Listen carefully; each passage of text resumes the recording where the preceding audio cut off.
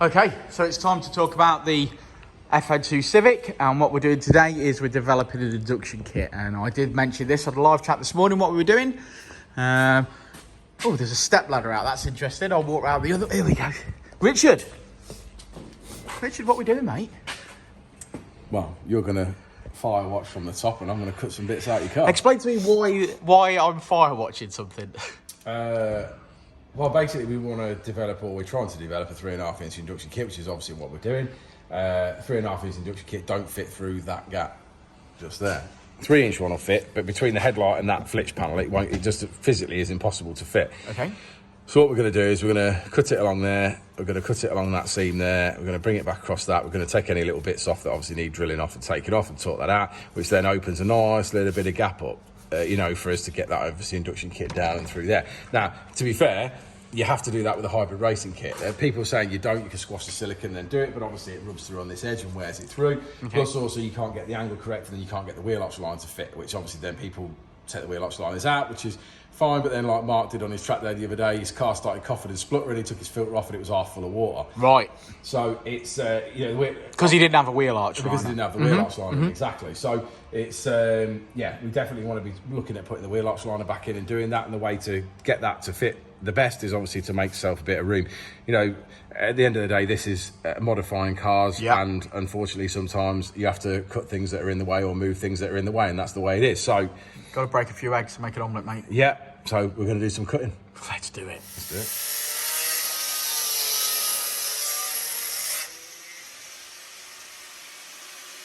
You follow the safety face? Yeah.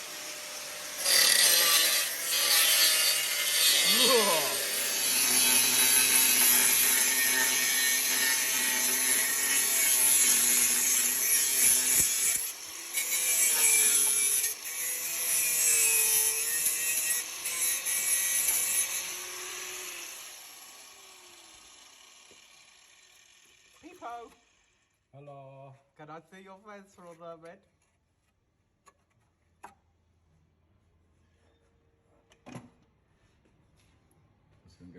Have you got some at 3 inches that you can stick through that hole? No. And I've heard.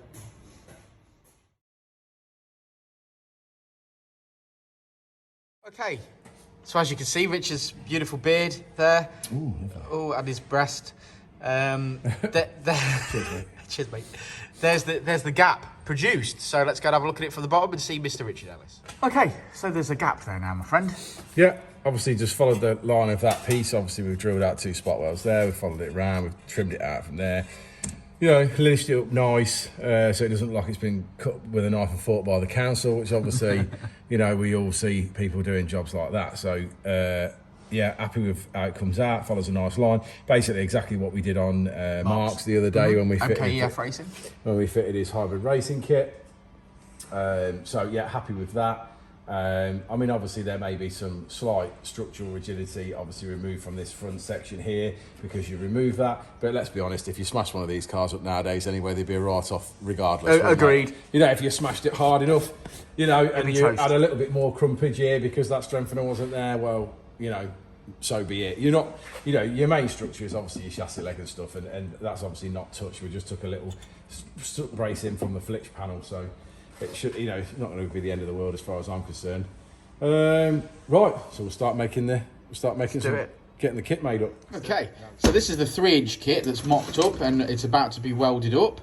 So that's 3 inch, and then we're going to also a 3.5 inch kit which is mocked up and about to be welded up as well. Looking forward to that.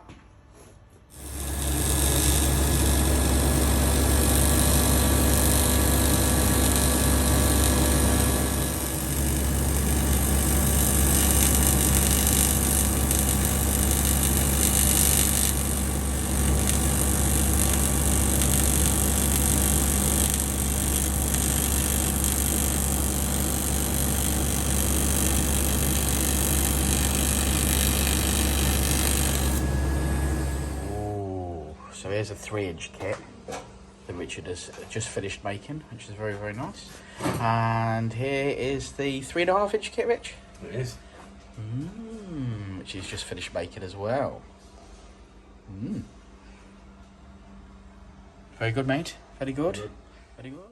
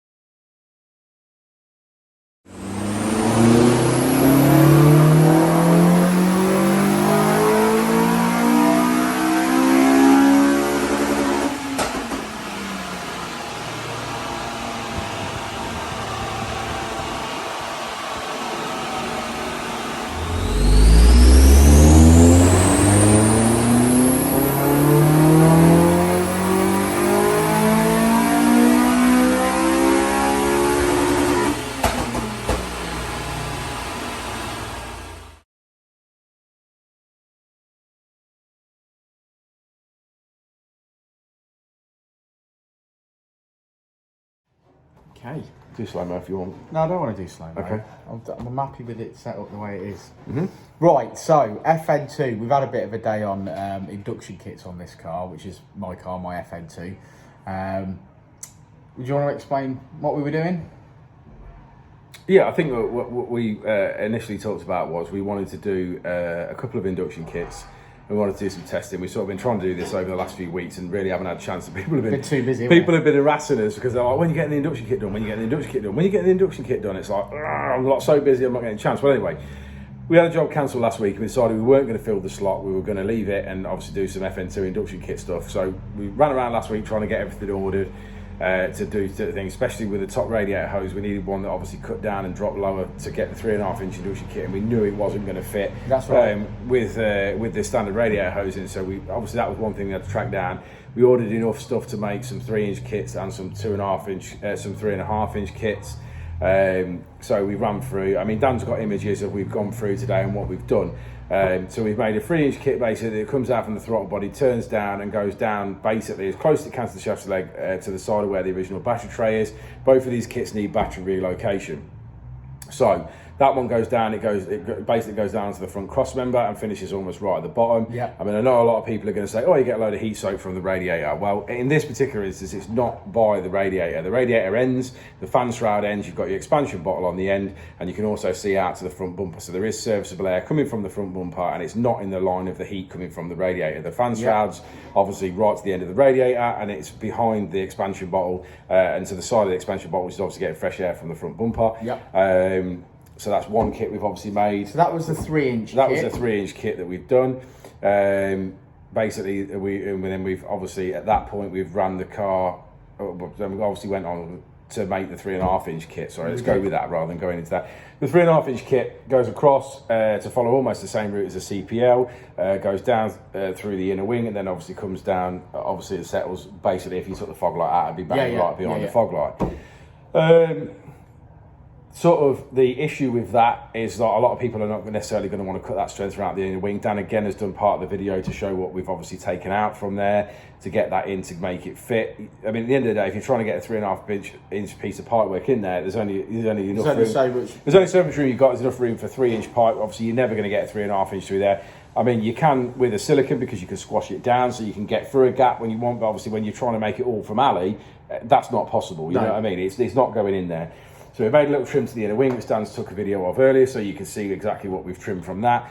We've followed almost like the CPL to a point, the design and where it goes and how it fits, but we've made it in 3.5-inch, scaling back to a standard throttle body.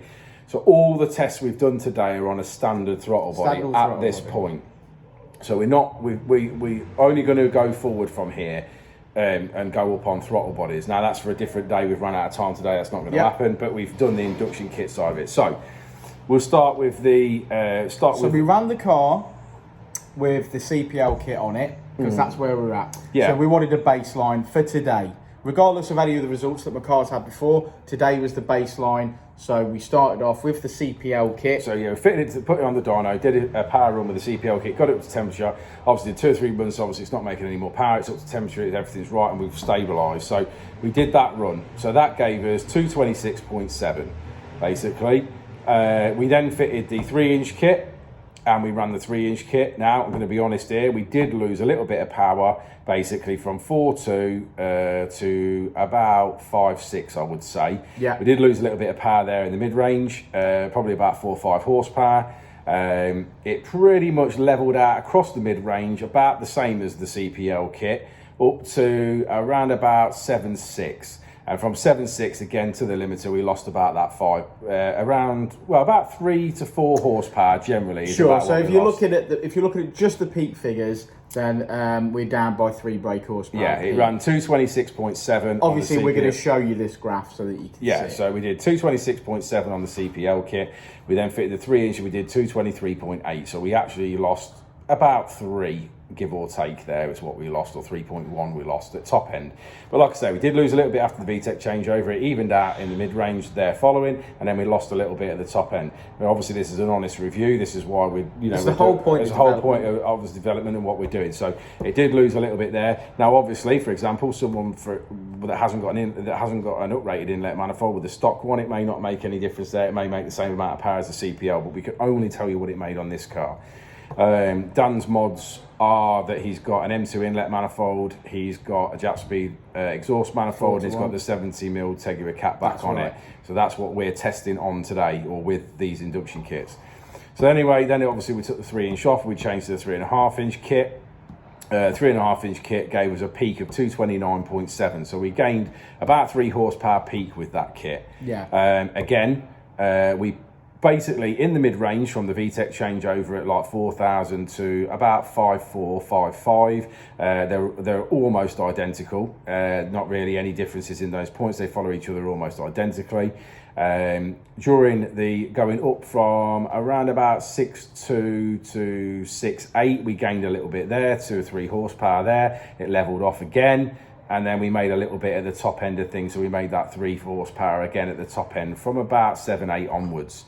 We made that little bit on there again. Now, again, what we're talking about here is that we're still on the standard throttle body. Although the inlet manifold's obviously rated, the throttle body is still standard. So this 3.5-inch kit has made slightly more power. I'm not saying it's the limit of this inlet's power, but it's the limit of the power that we've got right now. We are going to do a standard throttle body test, which obviously we've done, but we'll obviously run a standard throttle body test again. We'll then obviously go for the FD2 throttle body, but we'll port match the inlet manifold for the 72mm that we've got. Okay.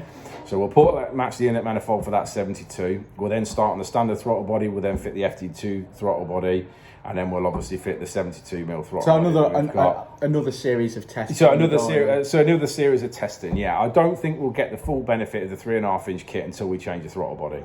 Okay. I'll be honest there, but we may be wrong. On Mark's car, when he did that, and he had obviously inlet manifold, and he got a 3.5-inch induction kit. What was it? Hybrid racing. He got the hybrid racing kit. He actually lost about 4 brake horsepower between the standard throttle body and the FD2 throttle body. We can only put that down to airspeed. That the airspeed is higher on the standard throttle body, and although it's only a few mil bigger, it's dropped the airspeed and then costing power. Now that's not to say that obviously when you put the 72mm on, you wouldn't see the benefit of that over and above that, but that's on another car, but that's something we've seen already. But we're just going to try and get the data that we can on this car with the minimum amount of variables, like today, and then keep getting this data, keep putting it together. Yeah, we want to sort of say to people that this is where this is where you're going to make best power. This is where you're going to make this. This is where you're going to make that. Admittedly, the M2 inlet manifold is not my choice, but it's what this car's got on it. So it's pointless changing it now. I mean, we could go and change it for a Skunk 2 Ultra Series or a Skunk 2 Pro Series, which I think would be better in my opinion. But we'd still we'd have to go back and do all these tests again, basically, which is what we don't really want to do. Dan doesn't necessarily want to buy another inlet manifold, so at this point we're going to carry on doing what we're doing. Maybe when we get some cams, Yeah, maybe worth doing at that point. But I think initially, we'll see what we can get out of it as we've got the mods now. So obviously next up is to change the throttle body, as we've already said, and we'll do the same tests again on those 3 induction kits with these 3 throttle bodies. Sounds like a plan, man. And we'll try and do that.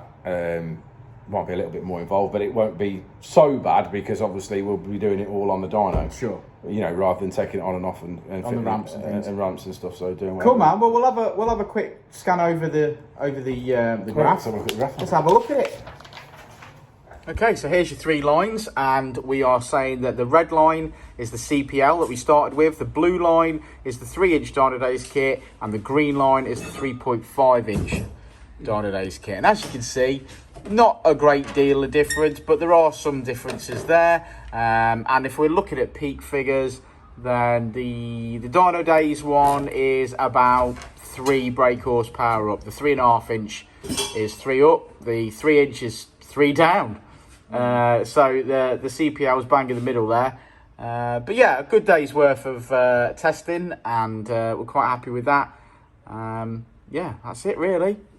I think that's it from us. It is indeed. It is. So we'll see him on the next one, won't we, Rich? Indeed. We will indeed. Hopefully, I can try and edit this video together in some sort of fashion.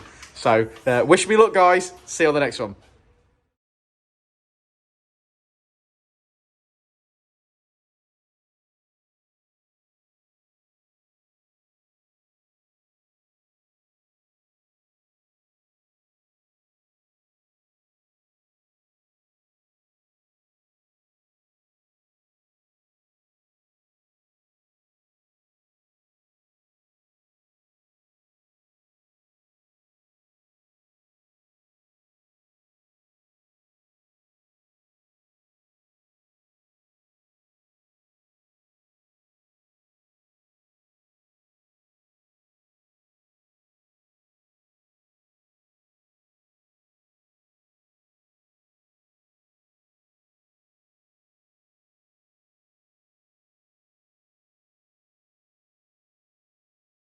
Said it before and I'll say it again.